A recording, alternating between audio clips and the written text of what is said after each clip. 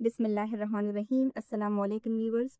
आज हमारे right of private defences का पार्ट 3 है।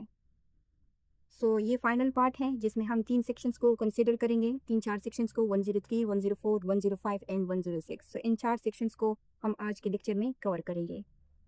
और ये जो लेक्चर है इसका जो फोकस है ये किसके ऊपर है? Private defences of property. यानी इससे प्रीवियस लेक्चर जो था वो किसके ऊपर था? ऑफ बॉडी, यानी प्राइवेट डिफेंसेस ऑफ बॉडी। और जो पार्ट 1 था वो प्राइवेट डिफेंसेस की फाउंडेशन के बारे में बात कर रहा था। आज के जो लेक्चर हैं ये प्रॉपर्टी की डिफेंस के बारे में बात कर रहा है। हम देखते हैं कि ये क्या कहता है।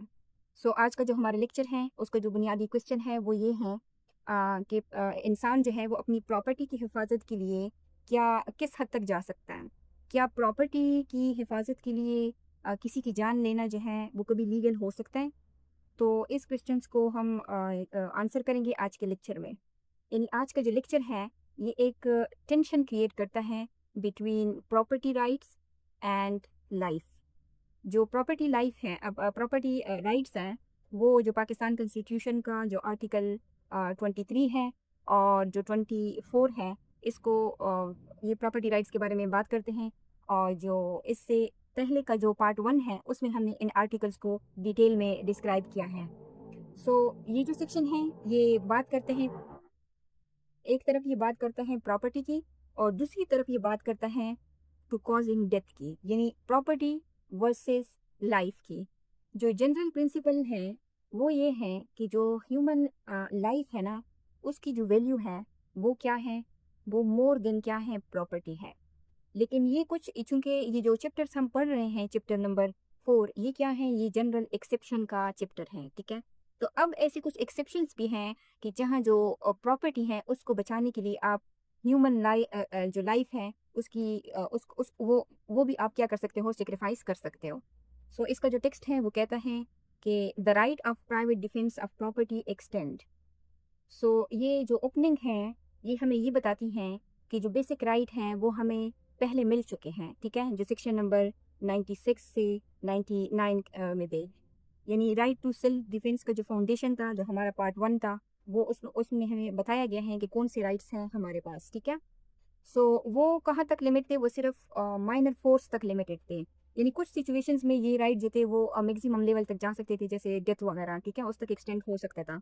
लेकिन जो चीज़ ज़रूरी है वो ये है कि ये एक्सेप्शनल एक्सटेंशन है कि ये हम देख रहे हैं ना, यहाँ लिखा हुआ है एक्सटेंड्स टू कॉजिंग डेथ, ठीक है। यानी प्राइवेट डिफेंस का जो राइट है वो एक्सटेंड हो सकता है। और ये क्या है? ये एक्सेप्शनल एक्सटेंशन है, यानी रूटीन रूल नहीं है कि हर केस में ऐसा होगा। यानी लॉ क्या करता है? वो हमें अवेयर करता है कि, यानी सिग्नल देता है कि सिर्फ हाई रिस्क, अगर हमारी प्रॉपर्टी को हाई रिस्क होगा ना, हाई रिस्क प्रॉपर्टी ऑफेंसेस जो हैं उसमें फिर क्या हो सकता है कि ये जो थ्रेशोल्ड है ये क्रॉस हो सकता है। फिर आगे ये कहता है कि under the restriction mention in section 99, ये सेम वही वर्ड्स हैं जो प्रीवियस लेक्चर में हमने देखे थे। लेकिन सिर्फ यहाँ पे एक जो वर्ड है वो चेंज है, यहाँ पे प्रॉपर्टी है, वहाँ पे लाइफ था, ठीक है, बॉडी था वहाँ पे। यहाँ पे ये बात हो रही है कि जो सेक्शन नंबर 103 है ना, ये क्या होगा? ये हमेशा जो सेक्शन नंबर 99 है, यानी यहाँ कह रहा है ना कि मेंशन इन सेक्शन 99, ठीक है, तो ये उसकी लिमिट्स के अंदर ऑपरेट करता है।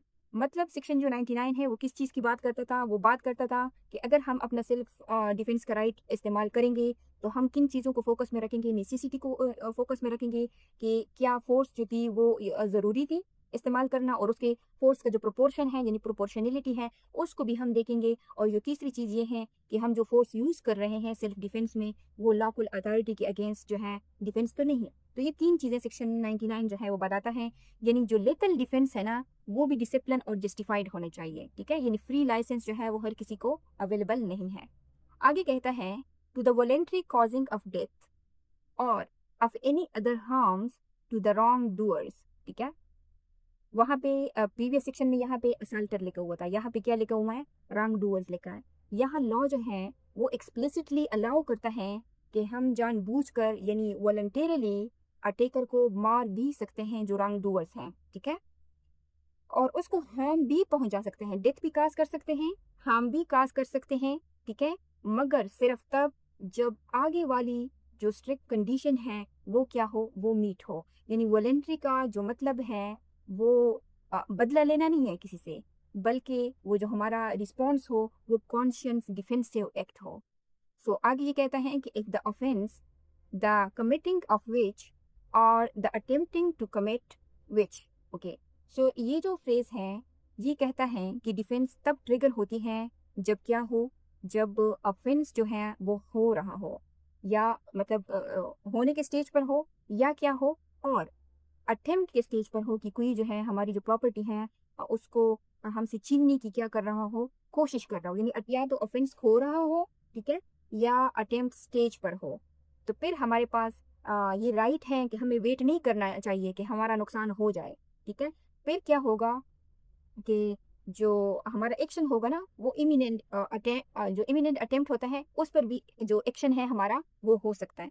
आगे ये कहता है कि occasions the exercise of the right, यानी ये बताता है कि हमारी जो डिफेंसिव एक्शन है उसी ऑफेंस की वजह से होनी चाहिए। जो किस ऑफेंस की वजह से, जो हमारी प्रॉपर्टी को काज हो रही है, ठीक है। यानी रैंडम या अनरिलेटेड वायलेंस जो है ना वो इसमें कवर नहीं होता। आगे कह रहा है कि be an offence of any of the description hereinafter enumerated namely. तो ये जो है ये जो सेक्शन है ये प्रीवियस लेक्चर की तरह एक क्लोज लिस्ट जो है ये प्रोवाइड करता है, ठीक है। वो बॉडी के केस में एक लिस्ट प्रोवाइड कर रहा था कि फॉर एग्जांपल अगर आपकी जान को खतरा है, आपको ग्रीवियस हर्ट का खतरा है, आपको रेप का खतरा है, अनलस जो जो अननेचुरल लस्ट है उसका खतरा है, और एक दो और कंडीशंस थी कि अगर वो जो वो उसका आपको खतरा है तो और आप किसी की डेथ काज कर देते हो तो वो आपके लिए एक वैलिड रीजन है सेल्फ डिफेंस का। अब जो सेक्शन नंबर 103 है, चूंकि ये प्रॉपर्टी की बात करता है, ठीक है, तो यहाँ पे ये जो लिस्ट है ये भी एक क्लोज लिस्ट प्रोवाइड करता है जिसमें 1 2 3 4 फोर जो क्लाजेस हैं, फोर कंडीशंस बताई दी हैं, ठीक है। वो ये फोर एक लिस्ट इंट्रोड्यूस करता है, और ये कहता है कि जो डिस्क्रिप्शंस हैं जो नीचे दी गई हैं, ठीक है, ये क्या होगा, यानी नीचे दी गई जो कैटेगरीज है ना उसमें ही डेथ जो है वो जस्टिफाई हो सकती हैं। अब जो बाकी प्रॉपर्टी ऑफेंसेस हैं उसमें जो लिटल फोर्स है ना वो अलाउड नहीं है। वो फिर किसके अंदर आएगा, वो जो सेक्शन नंबर 104 है उसके अंदर आएगा, ठीक है। ओके, सो यहाँ पे ओके, अब वो जो फर्स्ट क्लॉज है वो क्या है, फर्स्ट क्लॉज ये है रॉबरी। रॉबरी, सो रॉबरी जो है वो पाकिस्तान पीनल कोड का जो सेक्शन नंबर 390 है वो रॉबरी में यानी फोर्स वायलेंस प्लस थेफ्ट जो है ये सब मिलकर क्या बनाते हैं, रॉबरी बनाते हैं। सो ये एक इनहेरेंटली क्या है, एक बहुत डेंजरस ऑफेंस है, ठीक है, जो लाइफ पर क्या कर सकता है, एक डायरेक्ट जो है ना एक रिस्क होता है हमारा अगर कोई रॉबरी कमिट करता है, क्योंकि रॉबरी में फोर्स भी यूज होता है, वायलेंस भी यूज हो सकता है और थेफ्ट भी कमिट होती है। इसलिए लॉ कहता है कि आर्म्ड या जो वायलेंट रॉबरी होती है उसको रोकने के लिए जो लिटल डिफेंस है ना वो जस्टिफाइड हो सकता है।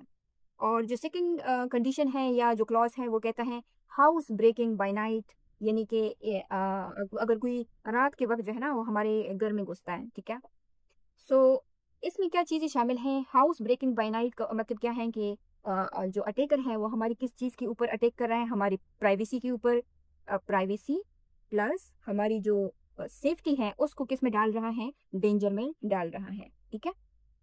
सो इस वजह से ये दोनों को चूंकि इस ऑफेंस के नतीजे में दोनों को थ्रेटन करता है, तो नाइट कॉन्टेक्स्ट में जो अनसर्टिनिटी होती है और जो डेंजर होता है वो क्या होता है, वो मजीद बढ़ जाता है, ठीक है ना। सो ऑक्यूपेंट्स जो होते हैं यानी जिन पे अटैक किया जा रहा होता है वो वल्नरेबल सिचुएशंस में होते हैं ज़्यादातर, तो उनको पता भी नहीं होता कि उनके रात को लोग सोते हैं, ठीक है। सो इसलिए लॉ क्या कहता है, वो इसे हाई रिस्क कैटेगरी में डालता है और कहता है कि यहाँ पर भी जो लेथल वायलेंस है वो क्या है, वो डिफेंस है वो अलाउ हो सकती है। ओके, थर्ड क्या है, थर्ड है mischief by fire committed on any building, tent or vessel which building, tent or vessel is used as a human dwelling or is a place for the custody of property।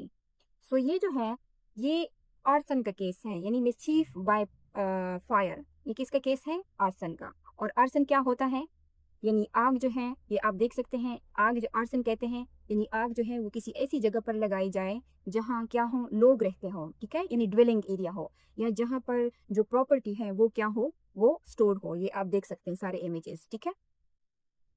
सो वो जो fire है, ठीक है, वो जो arson है वो किस चीज़ के ऊपर कमिट किया गया हो, बिल्डिंग, टेंट, वेसल। और वेसल की जो डेफिनेशन है वो पाकिस्तान पिनल कोड में दी गई है कि वेसल क्या होता है, यानी हर वो चीज़ जो समंदर में ट्रांसपोर्टेशन के लिए या तिजारत के लिए हेल्प आउट करती हैं, उसमें वेसल शामिल है, ठीक है।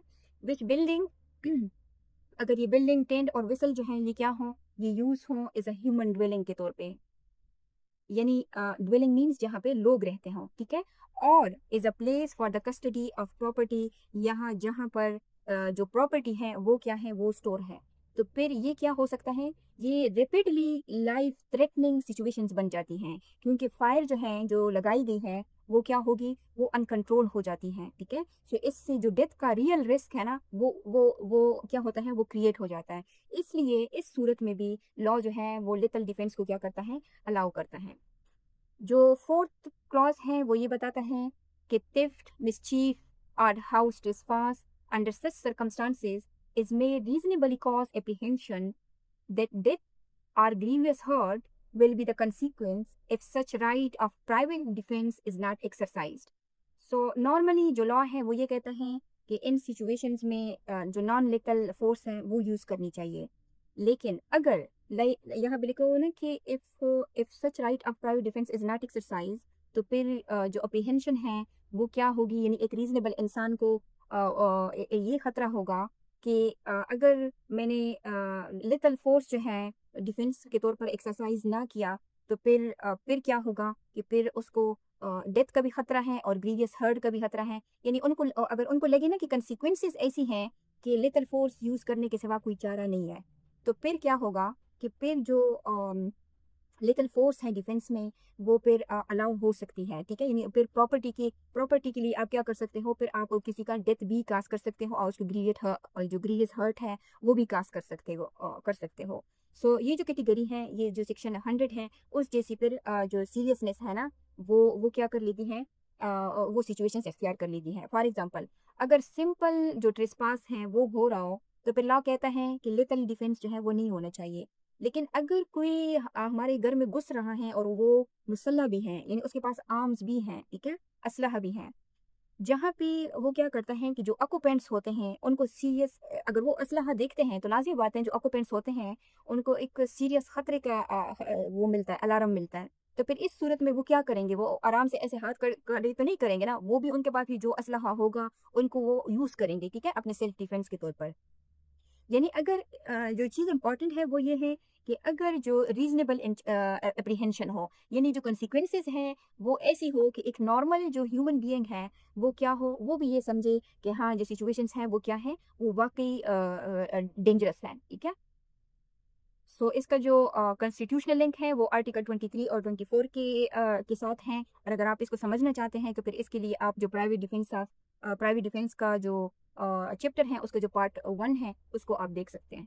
सो जो सेक्शन नंबर 103 है वो ये कहता है कि प्रॉपर्टी के लिए जो किलिंग है, यानी किसी की जान लेना है, वो तब जस्टिफाई होती है जब वो जो ऑफेंस है वो लाइफ को रियल खतरे में डाल रहा हो। सो अब हम देखते हैं सेक्शन नंबर 104 को, जो कहता है कि when such right extends to causing any harm, यानी कब जो है सेल्फ डिफेंस का जो राइट है वो एक्सटेंड होगा हार्म तक, अदर देन डेथ, ठीक है। यानी वो हार्म जो है वो कोई भी हो सकता है लेकिन उसमें डेथ नहीं होनी चाहिए। अब ये क्या है, ये जो सेक्शन 104 है ये 103 का काउंटर बैलेंस है। सो यहाँ पे लॉ क्या कहता है, लॉ कहता है कि हर प्रॉपर्टी ऑफेंस के लिए जो किलिंग है वो अलाउड नहीं है। सो इसमें ये कहता है कि if the offense the committing of which or the attempting to commit which occasions the exercise of the right of the private defense be theft, mischief or criminal trespass, okay। सो ये जो phrase है, ये जो opening phrase है, ये हमें ये बताती है कि हम किन ऑफेंसेस की बात कर रहे हैं। और वो क्या है, थेफ्ट है यानी 378 है, ठीक है, और मिसचीफ है यानी कि 425 है, और जो सेक्शन नंबर क्रिमिनल ट्रेसपास है वो है 441, ठीक है। सो ये तीनों जो हैं ये ऑर्डिनरी प्रॉपर्टी के डिफेंसेस हैं, यानी नॉर्मली इनमें क्या होता है कि डायरेक्ट लाइफ थ्रेट जो है वो नहीं होता। लॉ इन्हें लो टू मीडियम सिविरिटी की कैटेगरी में रखता है। सो आगे ये कहता है कि not of any descriptions enumerated in the last preceding sections और यहाँ पे ये क्या है, ये बात करता है जो लास्ट जो प्रीसीडिंग सेक्शंस हमने देखा, जो सेक्शन नंबर 103 है, यानी ये कहता है कि अगर ये ऑफेंसेस, ये जो 3 ऑफेंसेस हैं, ये आप देख सकते हो यहाँ पे, ये सेक्शन नंबर 103 है, ये तीनों जो है ये कहाँ पे आते हैं, कहाँ गए, ये इन तीनों का जो जिक्र है वो सेक्शन नंबर 103 में भी है, ठीक है। ये देखें जो फोर्थ क्लॉज है, थेफ्ट, मिसचीफ और हाउस ट्रेसपास। तो जो सेक्शन नंबर 104 है वो ये कहता है कि अगर ये ऑफेंसेस जो है ये सेक्शन 103 की कैटेगरी में नहीं आते, जैसे robbery, house breaking by night, fire या एग्रीवेटेड सिचुएशन जहां डेथ और ग्रीवियस हार्ट का अप्रीहेंशन हो, तो ये सिंपल ऑर्डिनरी केसेस माने जाएंगे। सो यहाँ पर जो लॉ है ना वो क्या करता है, वो एक फ़िल्टर लगा रहा है। किस चीज़ का फ़िल्टर लगा रहा है, लास्ट प्रीसीडिंग सेक्शन का, और लास्ट प्रीसीडिंग सेक्शन क्या है, 103 है, ठीक है। और 103 में ये कहते हैं कि अगर ये जो ऑफेंसेस हैं ये सेक्शन 103 की कैटेगरी में अगर नहीं आते, जैसे रॉबरी हो गया, ठीक है, या जो हाउस ब्रेकिंग बाय नाइट है, और इसके अलावा फायर है, ठीक है, या जो है जो एग्रीवेटेड सिचुएशंस हैं जो फोर्थ नंबर क्लास में हैं, जहाँ पे डेथ का खतरा है, डेथ का खतरा हो, या जो है वो ग्रीवियस हार्ट का खतरा हो, अगर वो इस लिस्ट में नहीं आएंगे, तो फिर ये क्या है, ये फिर सिंपल जो ऑर्डिनरी ऑफेंसेस हैं वो उन केसेस में फिर यानी इनकी जो कैटेगरी होगी वो सिंपल ऑर्डिनरी केसेस में ये फिर माने जाएंगे।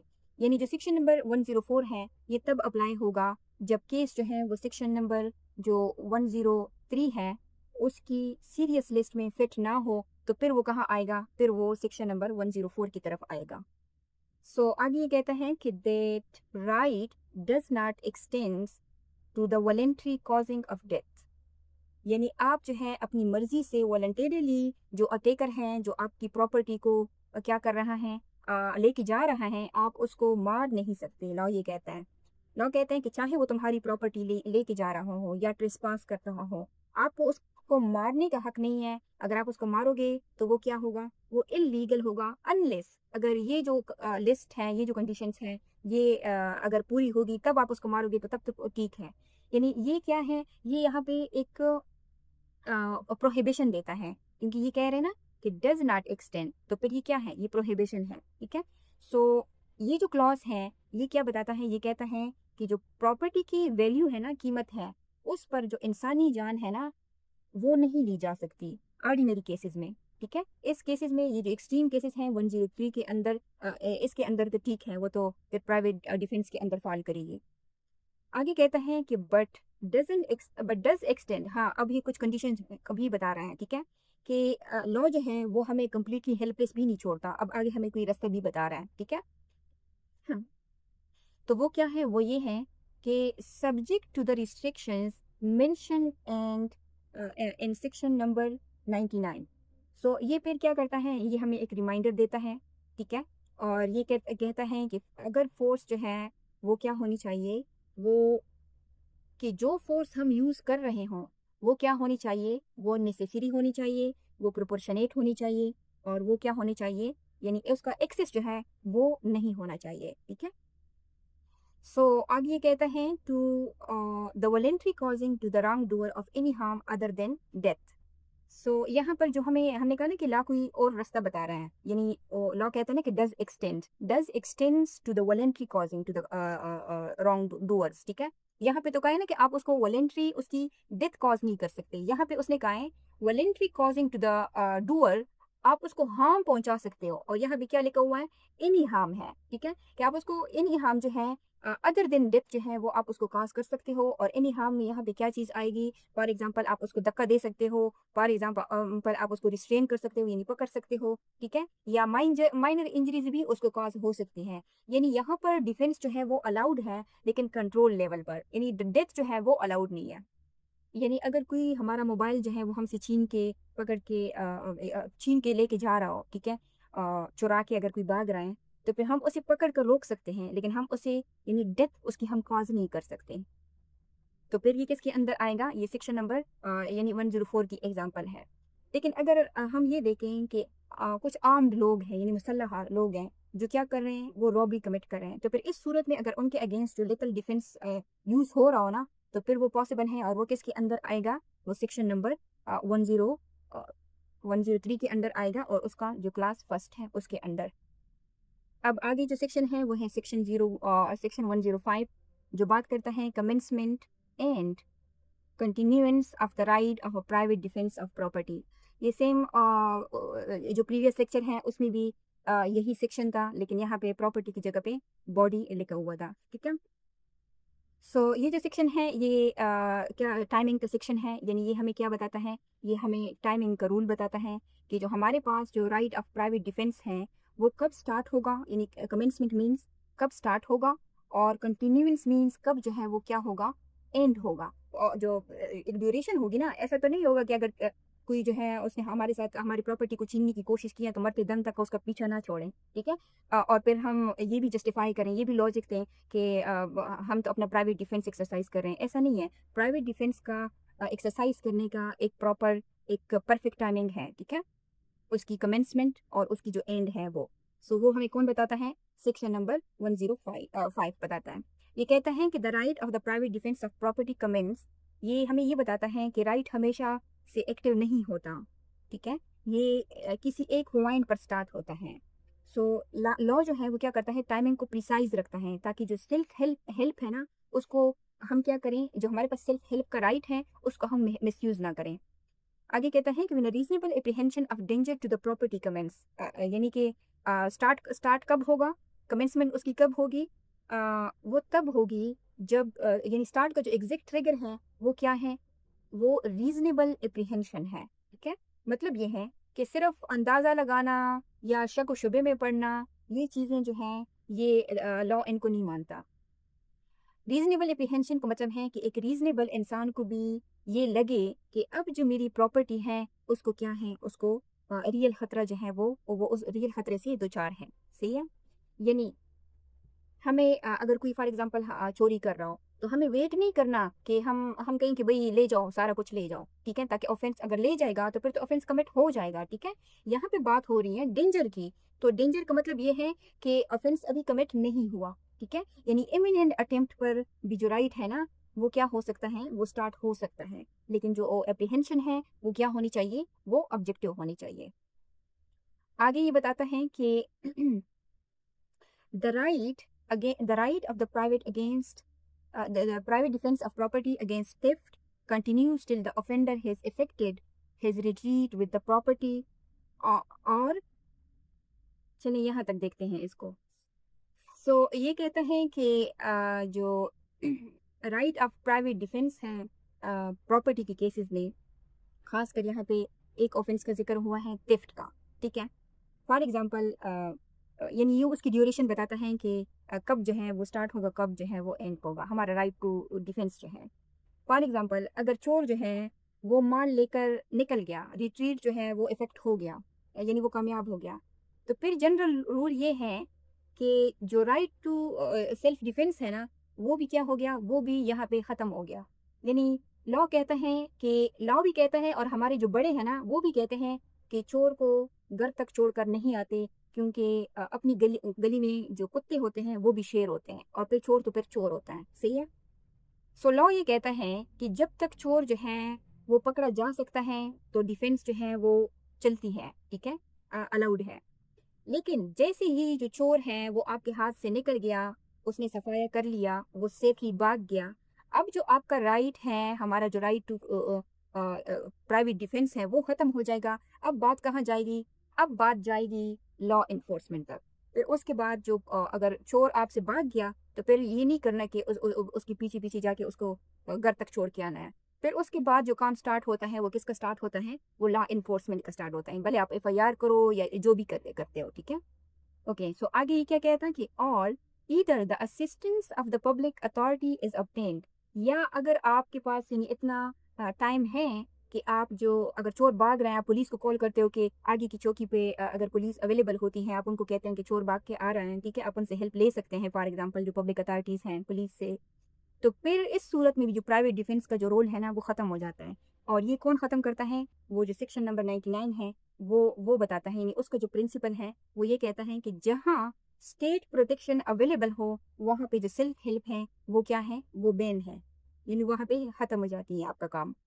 और जो लास्ट है वो ये कहते हैं कि और the property has been recovered, या अगर प्रॉपर्टी आपकी रिकवर हो जाए, जैसे अगर कोई आपका मोबाइल चोरी कर रहा है और आपको मिल जाए, तो फिर उसके बाद भी अगर आप फोर्स यूज़ करते हो तो फिर ये सेल्फ डिफेंस नहीं है बल्कि रिवेंज है, ठीक है। क्योंकि हमें तो बाद में भी इंसान पे गुस्सा आ रहा होता है ना कि भला तुमने मेरी चीज़ चोरी कैसे की, ठीक है, फिर उसके बाद भी हम उसको पकड़ के मार के पीटते हैं। तो फिर ये फोर्स है, ये एक अलग सा ऑफेंस बन जाएगा। ये सेल्फ, यानी इस केस में आप फिर सेल्फ डिफेंस जो है वो जस्टिफाई नहीं कर सकते।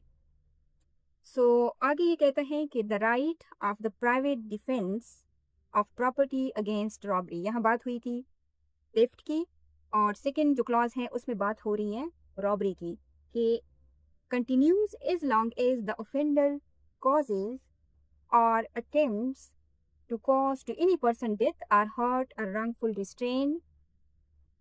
सो ये बता रहे हैं कि जो राइट ऑफ प्राइवेट डिफेंस है वो प्रॉपर्टी के, अगर कोई प्रॉपर्टी का जो ऑफेंस है वो कमिट हो रहा हो हमारे अगेंस्ट, सॉरी रॉबरी का, यानी प्रॉपर्टी का ऑफेंस रॉबरी की सूरत में अगर कमिट हो रहा हो, तो हमारे पास जो प्राइवेट डिफेंस का राइट है वो कब जो है कमेंस होगा और कब तक कंटिन्यू रहेगा।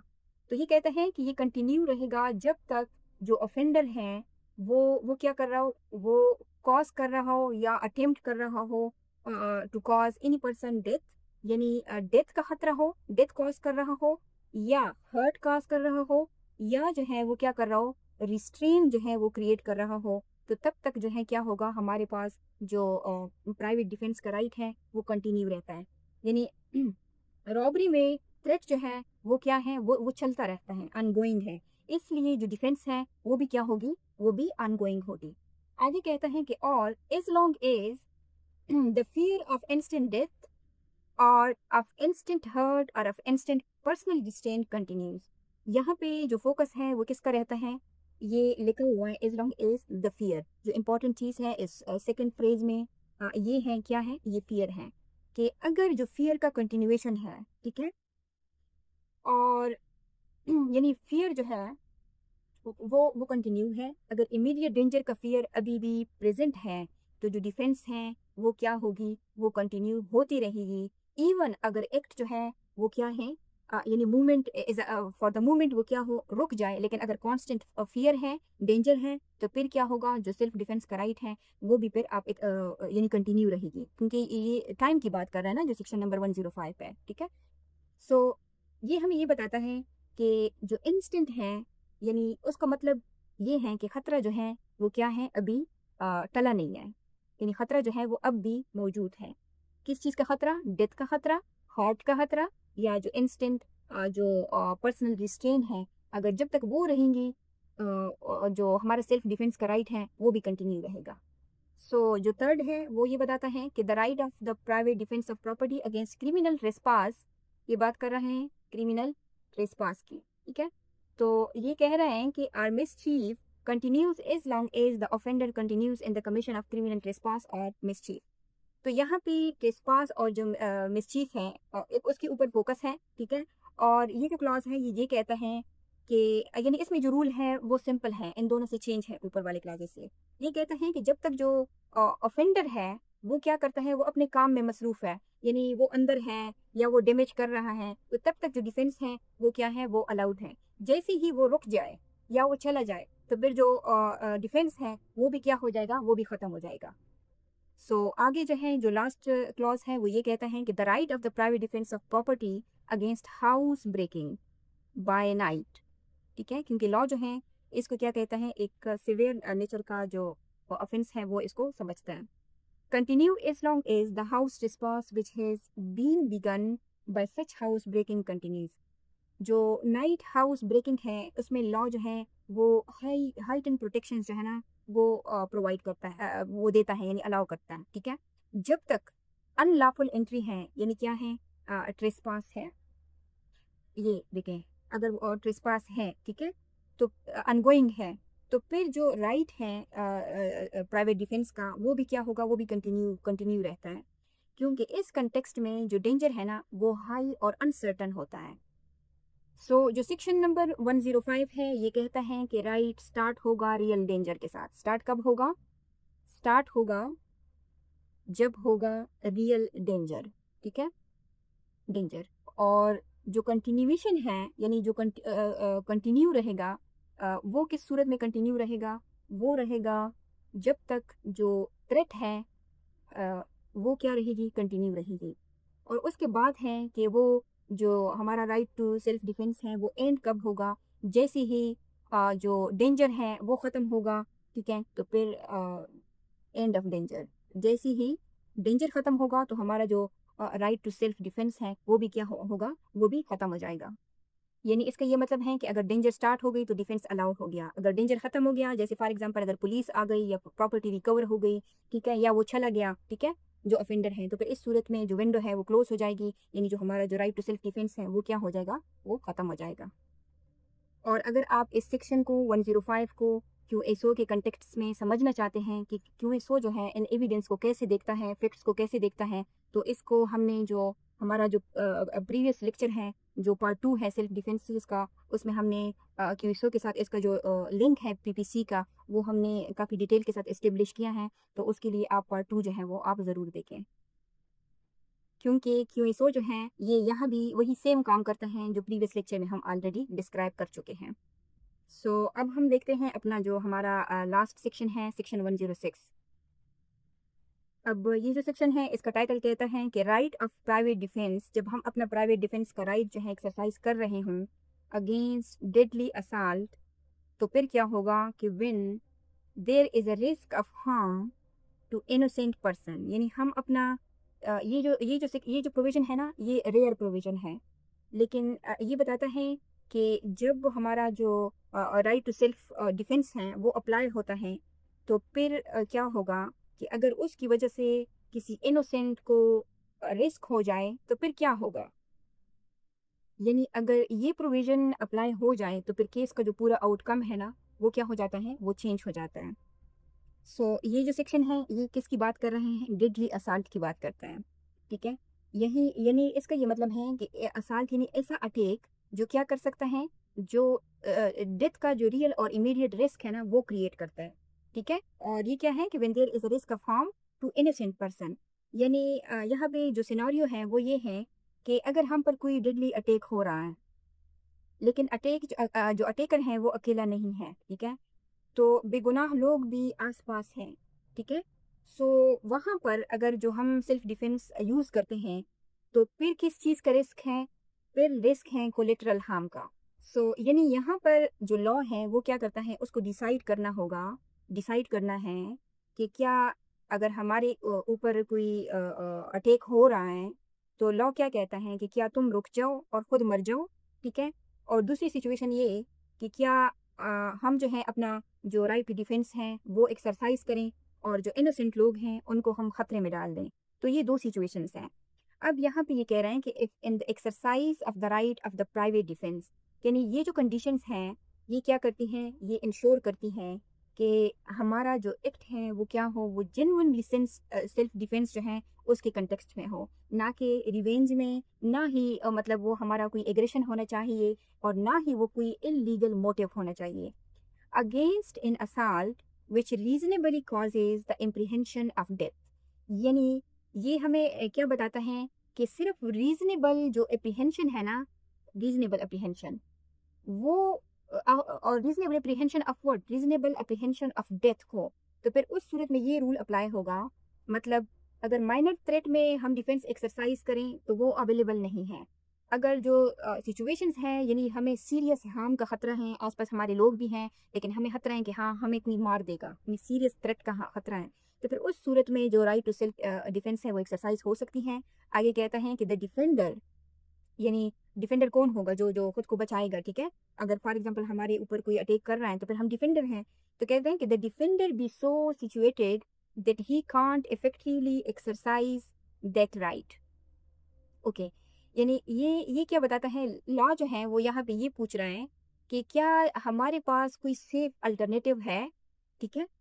अगर हम किसी और तरीके से खुद को डिफेंड कर सकते हैं, जैसे अगर हम भाग जाएं या उसको वार्निंग दें या जो कम डेंजर वाला जो फोर्स है वो यूज़ करें, ठीक है? तो फिर क्या होगा, फिर जो ये क्लॉज़ है ना, ये फिर उस वक़्त अप्लाई नहीं होगी, ठीक है? यहाँ पे ये सिर्फ़ तब अप्लाई होगा जब जो अफ़ेक्टिव डिफेंस है ना, वो बिना रिस्क के पॉसिबल ही नहीं है। सो आगे ये कह रहे हैं ना कि without risk of harm to an innocent person, ठीक है? हमें मालूम हो कि कोई और चारा नहीं है अगर हम डेंजरस फोर्स जो है वो यूज़ ना करें। यानी ये जो फ्रेज है ये बताता है कि जो हार्म है वो क्या हो, वो इंटेंशनल नहीं बल्कि रिस्की है। यानी ये जो इनोसेंट लोगों को पहुंच रहा है, ठीक है? जो अगर हमारे एक्शंस की वजह से जो हार्म पहुंचेगा इनोसेंट लोगों को, ठीक है, तो हमारा जो टारगेट है वो इनोसेंट लोग नहीं है, बल्कि हमारा जो एम है वो कौन है, वो अटैकर है, ठीक है? लेकिन जो सिचुएशन है वो ऐसी है कि जो इनोसेंट लोग हैं वो भी क्या हो सकते हैं, उनको भी खतरा हो सकता है। सो आगे कहता है कि his right of private defence extends to the running of that race. So ये जो फाइनल कंक्लूजन है ये हमें ये बताती है कि लॉ हमें अलाउ करता है कि हम क्या करें, हम वो रिस्क जो है वो हम अ, ले लें, कि रिस्क जो है आप ले लो, ठीक है, अगर खतरा वाकई है। यानी अगर हम जेन्युइन सेल्फ डिफेंस में एक्ट करते हैं और हमारे पास कोई और रास्ता भी नहीं है भाग जाने का, या कोई मतलब कोई भी, ठीक है, तो फिर जो अगर इनोसेंट लोगों को अगर हार्म पहुंच जाए तो फिर भी हम क्रिमिनली लायबल नहीं होंगे।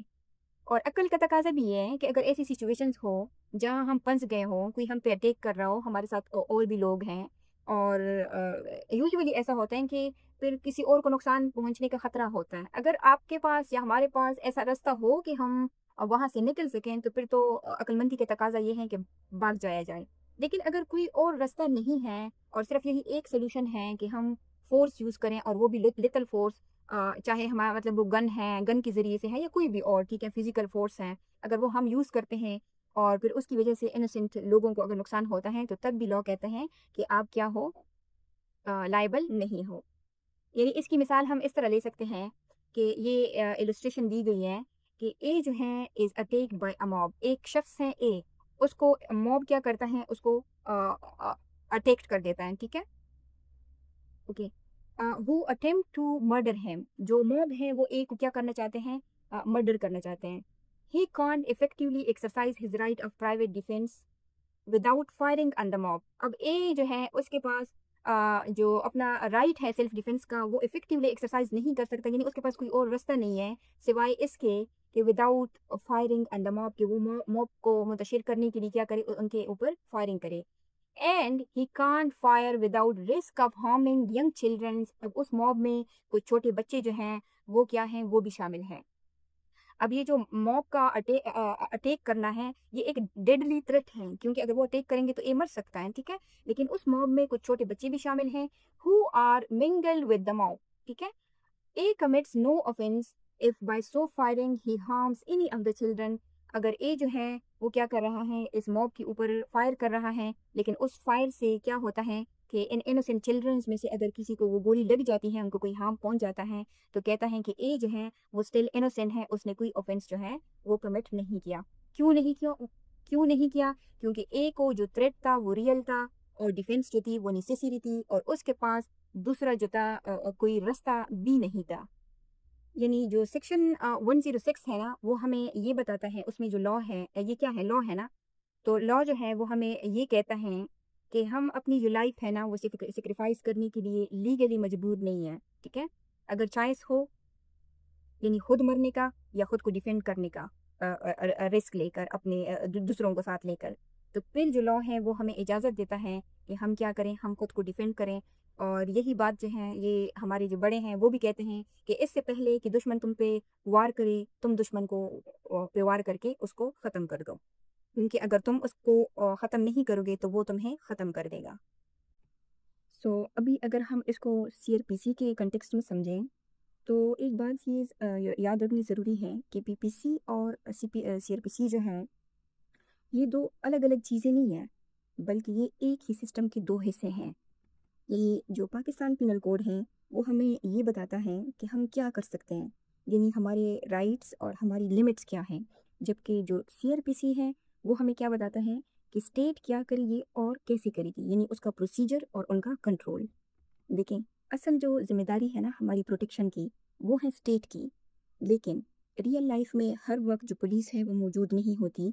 सो इसलिए इस गैप को फिल करने के लिए जो पीपीसी है ना, वो हमें टेम्पररी तौर पर अपना जो सेल्फ हेल्प का राइट है ना, वो हमें देता है, अपनी बॉडी को प्रोटेक्ट करने का भी और अपनी जो प्रॉपर्टी है उसको प्रोटेक्ट करने का भी। इवन के और लोगों की जान और जो माल है उनकी प्रोटेक्शन की जिम्मेदारी भी स्टेट हमें देता है। सो पीपीसी जो है वो हमें बताता है सेक्शन 103 से 106 में कि जब तक हम अकेले हैं, ठीक है, तब तक हम सेल्फ डिफेंस जो है वो क्या कर सकते हैं, यूज़ कर सकते हैं। लेकिन जैसे ही जो स्टेट है वो इंटरवीन करती है, तो फिर हमारा यानी जब पुलिस आ जाती है तो हमारा जो सेल्फ डिफेंस का जो राइट है ना वो ख़त्म हो जाता है।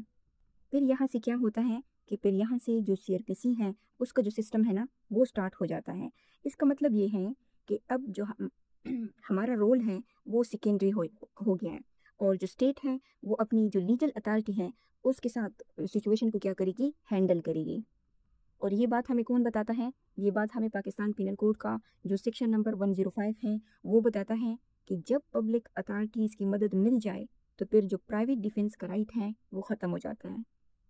और पुलिस जो है वो कब इंटरवीन कर सकती है, यानी किस सेक्शन के अंडर इंटरवीन कर सकती है, वो जो सेक्शन नंबर 54 सीआरपीसी है उसके तहत क्या कर सकती हैं, इंटरवीन कर सकती हैं। सो ये सीआरपीसी का चैप्टर नंबर 5 है जो बात करता है अरेस्ट, एस्केप एंड रीटेक। और ये इसका ए पार्ट है कि अरेस्ट जनरली, और ये इस चैप्टर का वी पार्ट है जो कहता है कि अरेस्ट विदाउट वारंट। तो ये जो सेक्शन नंबर 54 है ये आज के हमारे लेक्चर के साथ क्या है, लिंक है। तो अब हम इसको देखते हैं कि ये जो सेक्शन है सेक्शन नंबर 54 सीआरपीसी ये कैसे लिंक है। ये कहता है कि व्हेन पुलिस में अरेस्ट विदाउट वारंट, तो इसका जो क्लॉज नंबर फर्स्ट है ये बात करता है रीजनेबल सस्पेशन की, रीजनेबल कंप्लेंट की, ठीक है, और रीजनेबल अगर पुलिस को कोई क्रेडिबल इंफॉर्मेशन हो तो फिर उस सूरत में वो क्या कर सकती हैं, यानी जो ऑफेंस होना चाहिए वो कॉग्निजेबल हो। और जो पीपीसी का जो लेक्चर हमने आज देखा उसमें जो ऑफेंसेस हैं, थेफ्ट, रॉबरी, हाउस ब्रेकिंग, ये सारी क्या चीज़ें हैं, ये कॉग्निजेबल ऑफेंसेस हैं, ठीक है। सो यानी जो पाकिस्तान पीनल कोड का जो सेक्शन नंबर 103 है जो बात करता है हाउस ब्रेकिंग बाय नाइट की, रॉबरी की, ठीक है। और पाकिस्तान पीनल कोड का जो सेक्शन नंबर 104 है वो थेफ्ट और ट्रेसपास की बात करता है, ठीक है। तो पीपीसी हमें ये कहता है कि जब हम सेल्फ डिफेंस जो है वो यूज़ कर रहे हों उस वक्त ऑफेंस जो है वो हो रहा होता है, ठीक है। इसलिए तो हम ऑफेंस अपना जो सेल्फ डिफेंस है वो यूज़ कर रहे होते हैं। तो फिर ये जो क्लॉज है ना जो सीआरपीसी के साथ इसका लिंक है वो इस तरह है कि पुलिस के लिए ये जो क्लॉज है, ये जो फर्स्ट क्लास है, पुलिस को ये जो फर्स्ट क्लास है ये अलाउ करता है कि वो क्या कर सके, वो इमीडिएट अरेस्ट के बिना उसको इमीडिएट अरेस्ट करे बिना वारंट के। क्योंकि ये जो सेक्शन है ये कहते हैं कि पुलिस जो है कब अरेस्ट कर सकती हैं, विदाउट वारंट। अदरवाइज तो वारंट ज़रूरी है किसी भी शख्स को गिरफ्तार करने के लिए।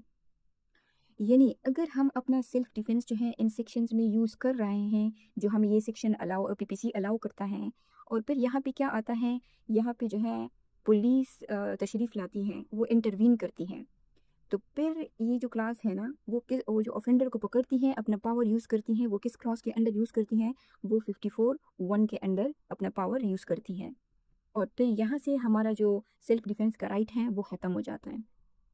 ओके, अब ये जो फोर्थ नंबर का क्लास है ना ये किसकी बात करता है, ये स्टोलन प्रॉपर्टी की बात करते हैं, ठीक है। देखिए पीपीसी जो है जो सेक्शन नंबर 105 है वो किस के बारे में बात करता है, वो बात करता है उसकी continuance of right and theft की बात कर रहे हैं कि अगर थेफ्ट जो है वो कंटिन्यू हो, ठीक है, तो पीपीसी हमें ये कहता है कि हम डिफेंस जो है वो यूज़ कर सकते हैं जब तक चोर जो है वो प्रॉपर्टी लेकर भाग रहा है, ठीक है, वो कंटिन्यू है।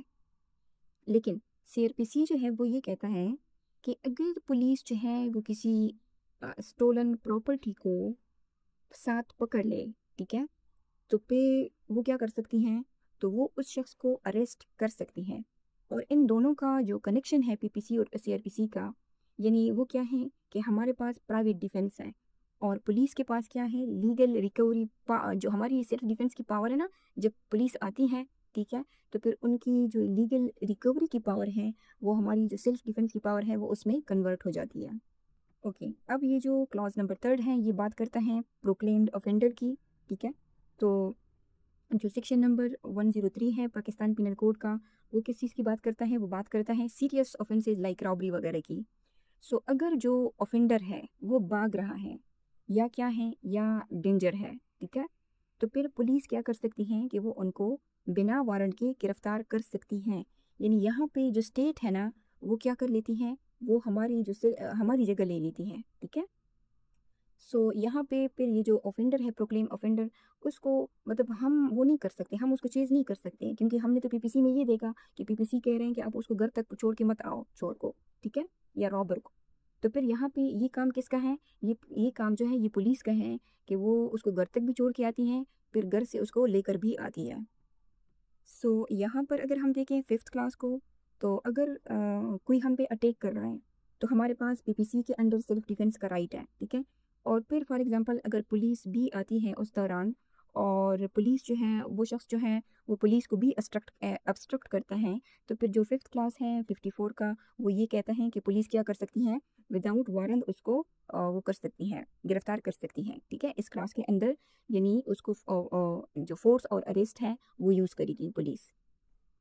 सो इस सेक्शन में सेक्शन नंबर जो 54 है, इसमें ऑलमोस्ट नाइन क्लासेस हैं। ये बाकी की जो क्लासेस हैं ये हमारे आज के लेक्चर के साथ रिलेवेंट नहीं है। सो जो सेक्शन नंबर 54 है पर क्रिमिनल प्रोसीजर कोड का, इसके तहत जो ऑफेंडर्स हैं उनको अरेस्ट किया जा सकता है।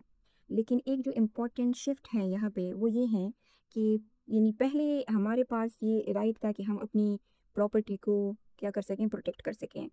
अब जो है जो स्टेट है उस ऑफेंडर को लीगली कंट्रोल कर रही है।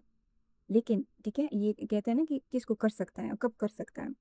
अब जब स्टेट अपनी पावर यूज़ करती है, यानी जो पुलिस है वो जो उस शख्स को अरेस्ट करती है, तो वो किस सेक्शन के अंदर अरेस्ट कर सकती है, ये तो बताता है कि कब कर सकता है। तो वो जो सेक्शन नंबर 46 है क्रिमिनल प्रोसीजर कोड, उसके अंदर फोर्स यूज़ कर सकती हैं। जो सेक्शन 46 है वो पुलिस को एम्पावर करती है, लेकिन कंट्रोल्ड और रेगुलेटेड तरीके से। सो ये जो पाकिस्तान पिनल कोड हमें एक प्रिंसिपल देता है ना कि आपने कंट्रोल फोर्स यूज़ करनी है, यानी नेसेसिटी देखनी है और प्रोपोर्शन देखना है। तो ये जो सेक्शन नंबर 46 की हम बात कर रहे हैं ना सीआरपीसी की, ये उस प्रिंसिपल का इंस्टीट्यूशनल वर्जन है कि हम इंडिविजुअल लेवल पर प्राइवेट डिफेंस में यूज़ करते हैं, और स्टेट जो है वो यानी स्टेट लेवल पर करती हैं, पब्लिक लेवल पर। और ये जो है ये अभी आप देख सकते हैं, ये सेक्शन नंबर 46 है। ये कहता है कि अरेस्ट हाउ मेड, ठीक है। ये जो सेक्शन है ये पुलिस को एम्पावर करती है कि आपने अरेस्ट कैसे करनी है, ठीक है। तो ये जो सेक्शन है ये बताता है कि जो पुलिस ऑफिसर है वो अरेस्ट कैसे करेगी और अदर पर्सन, ठीक है, वो कैसे अरेस्ट करेगी। वो जब किसी शख्स को अरेस्ट करेगी तो उनको टच कर सकती हैं, उनकी बॉडी को कन्फाइन कर सकती हैं, ठीक है, of the person to be arrested, जिसको अरेस्ट किया जा रहा है। ओके। सो आगे ये क्या कहता है कि इफ सच पर्सन, अगर वो शख्स जो है वो रेजिस्टेंस शो करता है या रेजिस्टेंट की भागने की कोशिश करता है, ठीक है, तो यानी attempt to evade the arrest, ठीक है, तो फिर जो पुलिस ऑफिसर है या जो अदर पर्सन है, यानी जिसको जो पब्लिक अथॉरिटी के ऑर्डर पे काम कर रहे हैं, वो क्या कर सकते हैं, may use all means to effect the arrest. तो वो क्या कर सकते हैं, इससे ऑल मीन्स से क्या मुराद है, यानी फोर्स भी इससे मुराद ली जा सकती है। फिर ये जो थर्ड है यानी 46(3) जो है, ये क्या कहता है, हमने बात की ना कि पुलिस के पास पावर तो है फोर्स यूज़ करने का, लेकिन कंट्रोल और रेगुलेटेड तरीके से। तो जो 46(3) है ये उसी कंट्रोल पावर की बात करता है कि nothing in this section gives a right to the cause of death of a person who is not accused of an offence punishable with death. कि पुलिस के पास जो फोर्स यूज़ करने का पावर है वो यूज़ कर सकती हैं, लेकिन वो किसी की डेथ जो है वो कॉज नहीं कर सकते अनलेस वो जो पर्सन है वो किसी ऐसे ऑफेंस में पनिशेबल हो जिसकी जो सज़ा है वो उसको यानी डेथ इम्प्रिजनमेंट हो, या वो क्या हो, वो लाइफ इम्प्रिजनमेंट हो। तो यहाँ पे ये जो क्लॉज है ये स्टेट अथॉरिटी के ऊपर, यानी जो पुलिस है उसके ऊपर रेगुलेशंस लगाती हैं, यानी लिमिट लगाती हैं। ओके, अब हम इसका जो कनेक्शन है वो सिर्फ इसी के एक और सेक्शन के साथ देखते हैं जो फॉल करता है इसके चैप्टर जो 53 है, ठीक है। और ये इसका जो टाइटल है ये क्या कहता है, द डिस्पोजल ऑफ प्रॉपर्टी। और इसका इस चैप्टर का जो सेक्शन नंबर 523 है वो आज के हमारे लेक्चर के साथ लिंक है। और वो किस तरह लिंक है कि वो जो सेक्शन है वो ये कहते हैं कि जो प्रोसीजर है by police upon seizure of the property taken under section 51 are stolen. तो जो पाकिस्तान पिनल कोड का जो सेक्शन नंबर 103 एंड 1 से लेकर 106 जो हमने रीड किए अभी, वो हमें टेम्परेरी प्रोटेक्शन देते हैं कि अगर डेंजर हो तो हम यानी डायरेक्ट रिएक्ट कर सकते हैं, ठीक है। लेकिन लॉ का जो बेसिक मकसद है वो ये नहीं है कि लोग खुद ही जो प्रॉपर्टी के डिस्प्यूट्स हैं वो सेटल करते फिरें, यानी मामलात जो है वो अपने हाथ में लें। इसलिए इसलिए जैसी ही जैसे सिचुएशन जो है वो स्टेबलाइज हो जाती हैं, फॉर एग्जांपल चोर जो है वो चोरी कर रहा था, यानी रॉबरी हो रही थी, ठीक है, और वो भाग गया, वो जो स्टोलन प्रॉपर्टी थी वो उसको ले गया। तो फिर जब सिचुएशन स्टेबलाइज होती है तो फिर स्टेट जो है वो कंट्रोल ले लेती है, ठीक है, इंटरवीन करती है। और यहाँ पर ये जो सेक्शन नंबर 523 है ये एंटर होता है। यानी पीपीसी हमें क्या कहता है कि बचाओ, यानी प्रोटेक्ट कहता है। और सीआरपीसी का जो 523 है वो क्या कहता है कि वापस दिलाओ, यानी जो भी चीज़ है जो ऑफेंडर ले गया है उसको रिस्टोर करो, ठीक है। यानी पीपीसी कब अप्लाई होता है? पीपीसी तब अप्लाई होता है जब हमें खतरा है, डेंजर स्टेज में, यानी जब चोर चोरी कर रहा हो, रॉबरी हो रही हो। तो फिर जो सेक्शन 103 और 104 है, हम उसके अंदर क्या कर सकते हैं? डिफेंड कर सकते हैं अपनी प्रॉपर्टी को। लेकिन जब वो कर लेता है तो फिर जब कंट्रोल का स्टेज आता है, यानी पुलिस इंटरवीन करती है, तो फिर यहाँ पे पुलिस जो ऑफेंडर को पकड़ती हैं वो तो सीआरपीसी के सेक्शन 54 के अंडर पकड़ती हैं, और जो फोर्स वो रेगुलेट करती हैं वो किसके अंडर करती हैं? 46 के अंडर। और स्टेट ये भी लॉ ये भी कहता है कि वो जो स्टेट पावर है वो क्या होनी चाहिए? वो कंट्रोल्ड होनी चाहिए, ठीक है, यानी एक्सेसिव नहीं होनी चाहिए, स्टेट के लिए ये हुक्म है। और फिर जो प्रॉपर्टी का स्टेज आता है कि अगर हमारी प्रॉपर्टी हमसे छीन ली गई हो, तो फिर सेक्शन नंबर जो 523 है वो एक्टिवेट होता है, वो अप्लाई होता है। वो ये कहता है कि जो प्रॉपर्टी रिकवर हुई वो किसको मिलेगी, ठीक है। सो फिर यहाँ जो कोर्ट है वो डिसाइड करता है किस सेक्शन के under? Section number 523 Pakistan penal code के क्रिमिनल प्रोसीजर कोड के अंडर। तो ये सेक्शन क्या कहता है? ये कहता है कि अगर पुलिस ऑफिसर जो है वो जो स्टोलन या टेकन प्रॉपर्टी है और या एलिज सस्पेक्ट से, ठीक है, अगर वो ले लेती है तो फिर वो क्या करेगी? वो रिपोर्ट करेगी मजिस्ट्रेट को, जो क्या करेगा? जो ऑर्डर देगा किस चीज़ का? to the disposal of such property, या to the delivery of such property to the person entitled to the possession thereof। और उसके बाद ये क्या कहते हैं कि और इफ सच पर्सन, अगर वो शख्स जो है वो मौजूद नहीं है, तो फिर respecting the custody and production of such property. तो ये कहता है, यानी ये सेक्शन जो है ये कोर्ट को ये पावर देता है कि जो रिकवर प्रॉपर्टी है उसको सेफ कस्टडी में रखे, या जो असल मालिक है उसको क्या करे? जो पर्सन एंटाइटल है उसको डिलीवर करे, या टेम्परेरी ऑर्डर जो है वो पास करे जब तक क्या हो? जो इस सेक्शन में है कि अगर ट्रायल जो है वो कंप्लीट ना हुआ हो तो फिर उस तक जो कोर्ट है उसके पास ये पावर है कि वो टेम्परेरी ऑर्डर पास कर सकती है। सो यहाँ पे ये कह रहे हैं ना कि अगर पर्सन जो है वो नोन हो, ठीक है, आपने कंप्लेन की, पुलिस ने अपनी की प्रॉपर्टी रिकवर की, पुलिस को जो मजिस्ट्रेट को पता है कि प्रॉपर्टी किसकी है, कि you are the entitle to the property, यानी आप नोन है, तो फिर मजिस्ट्रेट क्या करती हैं? ऑर्डर करती हैं कि उसको डिलीवर किया जाए। यानी ये जो सेक्शन है ना ये इंश्योर करता है कि जो प्रॉपर्टी का फैसला है वो लीगल प्रोसेस से हो, ना कि फोर्स से। सो ये जो सेक्शंस हैं यानी अगर हम पीपीसी और सीपीसी का कनेक्शन देखें इस लेक्चर में, तो वो कुछ इस तरह हैं कि पीपीसी जो है, जो सेक्शंस आज हमने देखे, वो हमें अलाउ करता है कि हम इमीडिएट डेंजर में अपनी जो प्रॉपर्टी है उसको क्या कर सकते हैं? डिफेंड कर सकते हैं, ठीक है। और ये सीरियस केसेस अगर हों तो उसमें हम लेथल फोर्स भी यूज़ करते हैं, लेकिन अगर केसेस ऑर्डिनरी हैं तो फिर जो फोर्स होगी वो भी लिमिटेड होगी। लेकिन ये राइट कब तक रहता है? जब तक, यानी तब तक रहता है जब तक रियल थ्रेट और डेंजर जो है वो एग्जिस्ट करता है। उसके बाद क्या करती हैं? उसके बाद जो स्टेट है यानी पुलिस है वो इंटरवीन करती हैं, और जब इंटरवीन करती हैं तो हमारा राइट ख़त्म हो जाता है। फिर जो सेक्शन नंबर 54 है सीआरपीसी का, ठीक है, 46 है, और फिर 523 जो है ये क्या करते हैं? इनके ज़रिए से जो ऑफेंडर और इनके ज़रिए ऑफेंडर और प्रॉपर्टी का जो लीगल कंट्रोल है वो कौन लेती है? वो स्टेट लेती है।